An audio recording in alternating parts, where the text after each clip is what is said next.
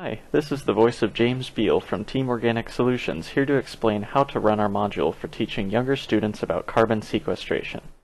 This video, featuring my teammates Tyler Askren and Kaylin Griffin, will outline the basics of how the module should go. Begin by presenting the subject of carbon sequestration to the students while they look over the first page of their packet. Next, introduce the first part of the demo to them. Refer them to the second page for some illustrations to help visualize the situation. Now is a good time to make sure the students understand what they'll be doing for the first part of the demo. It also helps to have their work area set up with all the materials out for them to see what they can use. Split the students into teams and let them begin filling out the first page of their packet, answering pre-activity questions and sketching ideas. Here you can see Tyler and Kaylin sketching out their ideas. This is a time when students should have some questions. Be sure to answer in a way that will not suggest any design, because we want the students to have unique solutions. After this is the building phase. While Tyler and Kaylin put together their solution, let's talk about the building phase.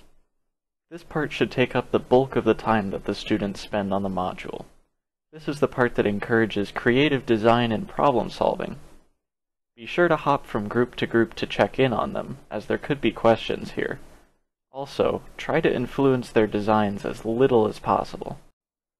If some groups finish their design early, feel free to let them test their filter before they are scored. This promotes troubleshooting and will help prevent any catastrophic failures. Also, the students may need help if they decide to hole punch their cardboard tube, as it can be a little difficult.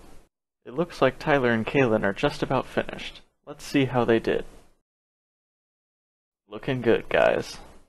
Now it's time to test. Give each group a Dixie cup with some Nerds and M&Ms, and remind the students about how scoring works. They will pour their own Nerds and M&M mixture, so they can decide to go slow or fast. Time is important, but not if it means they have to start spilling Nerds or M&Ms. Allow the teams to shake their filter design as much as they want, and take however long they think they need. Tyler and Kaylin decided to go slow here, but here's how it ended up. Have the students pour the remaining contents of the filter back out into a Dixie cup or just on the table so they can count how many Nerds were left behind, making sure to get any that were stuck in the filter out.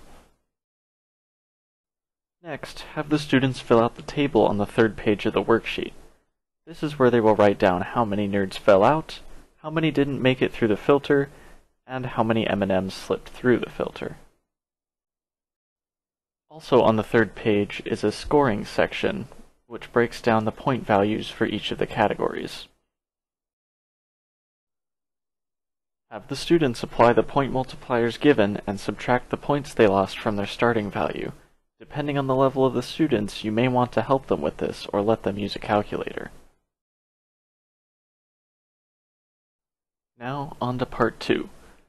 The students should pick a cereal to represent their porous rock formation to store the carbon Nerds.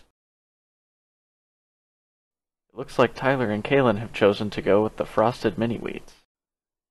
Fill a Tupperware container about halfway with each group's cereal of choice.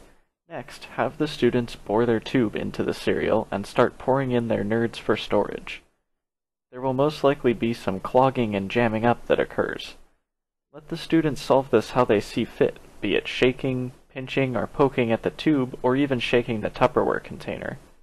This is a great time to draw parallels to the challenges of storing carbon dioxide in a porous rock formation. Have the students take a look at the top and bottom of their Tupperware container to see how they did. Here's one excellent example we made. Notice how the Nerds are barely visible from above, but well distributed on the bottom and in the middle. Finally, have the students fill out the last page of the worksheet. This page contains questions that will reinforce the analogy between Nerds, M&Ms, and cereal and the carbon dioxide, flue gas, and porous rock formation. These questions should also promote discussion among the class.